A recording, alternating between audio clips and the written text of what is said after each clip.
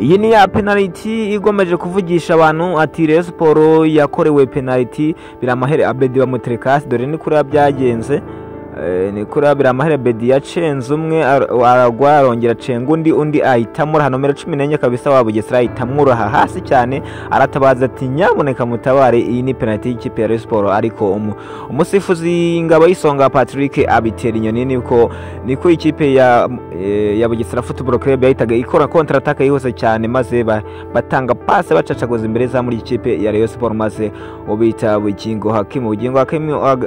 agomeza kugenda kabisa ku mukinnyi w'ikipe ya Bugesera Football Club ahitamushyiramo akantu agwa hasi ariko bitababaje cyane bitanagoye nyine nuko umukinnyi nawe yisagwa nk'umuntu uri muri penalty cyangwa se uri muri orange penalty kabisa umusifuzi ahita sifura iyo penalty nyamara ya Rayon amaze kuyanga umusifuzi yanga penalty ya Rayon ako kanya ya Bedi anagaragaraga cyane ahita yemera ya Bugesera Football Club kabisa umukinnyi wa Bugesera bamukozeho gato akahita yigwisha zose turebeye muri rusange umuntu ari ku kibuga izi zose ari penalty ariko muri make bagomba kubanza kwemera iyi yari imaze kuba bwa mbere uko bemeza iyindi ikigaragara cyo n'ubundi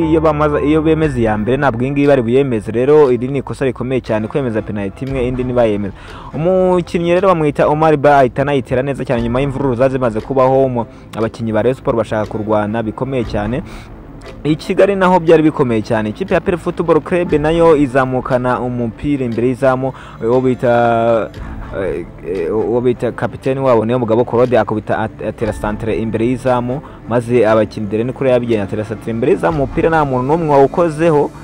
umusifuzi ahita sifura nawe ngo ni penalty kabisa imatch zabaye kwa gatatu zose na reba ni kuriya umupira umuzamu aragenda arawufata ariko yari yamaze gusifura dore ngo yarasifuye ngo ni penalty match zabaye kwa gatatu zose kabisa ari akamara amaza yarakasa mutwe kabisa zose habaye amakosa menshi cyane yaba ari match yabereye Musanze yaba ari match yabereye Ihuye zose ngo yarakamara amaza kabisa abantu bari bagiye bari hirya no hino kubivuga dore umupira ndi wawukozeho buriya anga yari kuri Kigali Pele Stadium ikipe ya Gorilla n'ikipe ya Pele Football Club maze Denis Omedi ahita ayiteramo neza cyane bakimara kwemeza iyi penalty naho induru ziravuga kabisa uyu mupira wacu uzakosorwa ryari ese umupira wacu uzahoramo ibi bintu kugeza ryari rero ati bimeze biterera n'ibyo mwari mukwiriye kumenya aka kanya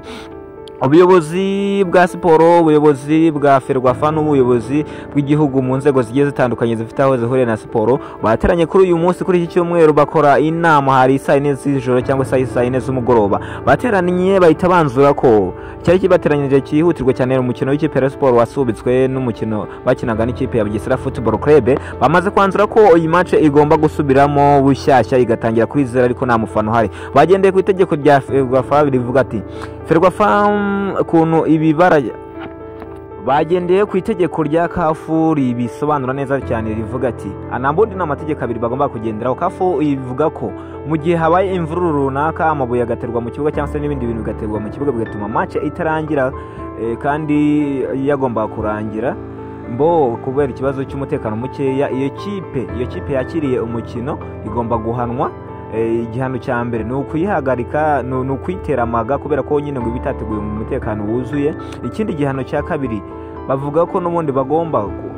nyuma yuko bayitera amaga kubera ko umutekano utari wuzuye ariko kandi bagomba gutegura kuko abo bafana bafatwa nk'aho ari ababo nyine bigaragambije imbere ya adversaire rero aya mategeko yose yarebweho kabisa baravuga ati se nimba itegeko rya kafu cyangwa se na FIFA rivuga ko umukino bagomba kuba wawusubiramo mu gihe umutekano wabaye muke ku kibuga kandi utarangiye cyangwa se ikipe bayitere magati dukora iki rero Ferwafa rero yahise yanzura ko uyu mukino ugomba gusubirwamo ugatangira 0-0 match ikaba maze ikarangira nta mufana numwe uhari yakakwana mukumve neza nta mufana numwe ugomba kugaragara ku kibuga muri match igomba guhuza ikipe ya Rayon Sport na Bugesera mu kusubiramo niko byamaze kwanzurwa kabisa barebye ku itegeko rya kafu maze kabisa bahita babyanzura bavuga ati niko bigomba kugenda ikipe ya Rayon Sport igomba kusubiramo uyu mukino ikipe ya Bugesera Football Club warenganye tuzareba ngo ninde se nibasubiramo ninde zatsinda nta mufana uzaba hari nta mufana ikipe ya Rayon Sport uzaba hari nta mufana Bugesera uzaba hari sibye ubuyobozi ndetse n'abakinnyi muri rusange ati sasa bimeze bite ikipe ya Rayon Sport y'abagore yamaze kuba yegukana igikombe cyabo cya kabiri cya shampiyona nyuma yuko bavuye mu kiciri cya kabiri